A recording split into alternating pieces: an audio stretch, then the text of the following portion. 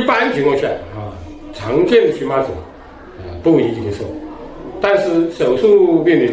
也会引起咳嗽，因为荨麻疹它是皮肤黏膜的一种异型变态反应，皮肤有表现，它就出现风暖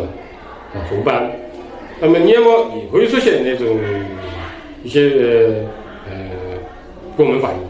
比如呼吸道它出现那种功能反应就出现咳嗽，它本能反应就是咳，当然还有一些胃肠的反应比如有气荨麻疹出现胃痛或者是肚子痛等等，当然还有少数人就出现心脏感染心慌心跳加快比如有些病人就是出虚汗等等，这是荨麻疹